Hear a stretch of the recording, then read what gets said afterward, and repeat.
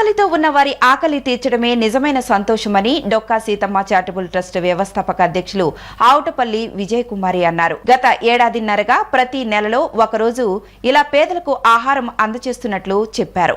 Dokka Seethamma charitable trust ఆధ్వర్యంలో విజయవాడలోని పైపుల్ road Anjaneya స్వామి దేవస్థానం వద్ద పేదల కోసం అన్నదాన కార్యక్రమం నిర్వహించారు. ఈ కార్యక్రమాన్ని ట్రస్ట్ వ్యవస్థాపక అధ్యక్షురాలు ఆవుటపల్లి విజయ్ కుమారి స్వయంగా పర్యవేక్షించారు. ఆమె స్వయంగా ఆహారం వడ్డించారు. ఈ సందర్భంగా ఆమె మాట్లాడుతూ అన్ని దానాల్లో కల్లా అన్నదానం అన్నిటికన్నా గొప్పది అని అన్నారు. ఆకలితో ఉన్న పేదవాడి కడుపు నింపాలనే ఉద్దేశంతో ఈ ట్రస్ట్ ఏర్పాటు చేసినట్లు చెప్పారు. గత ఏడాదిన్నరగా ప్రతి నెలలో ఒకరోజు ఇలా పేదలకు ఆహారం అందజేస్తున్నట్లు చెప్పారు. ఆహారాన్ని తామే స్వయంగా తయారు చేసి దాదాపు 300 మందికి అందిస్తున్నట్లు వివరించారు. ఈ కార్యక్రమంలో స్థానిక మహిళలు తమకు సహకరించారని, అలాగే కొంతమంది దాతలు కూడా ముందుకు వచ్చి సహాయం చేస్తున్నారని తెలిపారు. భవిష్యత్తులో మరిన్ని సేవా కార్యక్రమాలు చేపడతానని వివరించారు.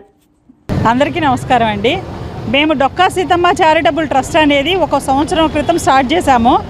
1 ఇయర్ నుంచి ప్రతి నెల మేమే వంట చేసి జనాలకు వడ్డించడం జరుగుతుంది. ఇది మా ఇష్టంగా వాళ్ళకి ప్రతి ఒక్కరికి అన్నదానం చేయడం అనేది మా ఇష్టంగా చేస్తున్నామండి.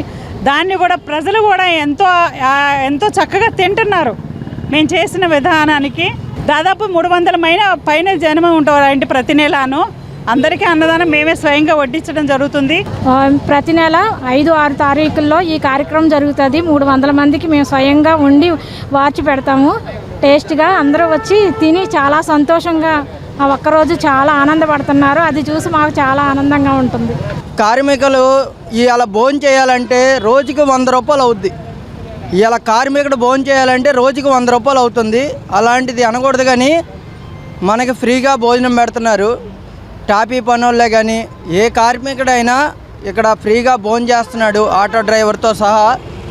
వాళ్ళకి ఇంకోసారి నెలలో 2 సార్లు 3 సార్లు పెట్టాలని మేము కోరుకుంటున్నాం. అదిగాక వాళ్ళు ఏ ఇబ్బందులు లేకుండా ఫండ్స్ ఇంకా రావాలని కోరుకుంటున్నాం. మంచి ఐటమ్స్తో పెడుతున్నారు. ఒక పప్పు సాంబార్తోనే కాదు, మిగతా ఎక్కలేని ఐటమ్స్తో కూడా ఒక హోటల్కి వెళ్తే మనకి భోజనం ఎలా దొరుకుతుందో అలా పెడుతున్నారు. దయచేసి ఇది ఆగకుండా జరగాలని కోరుకుంటున్నాం.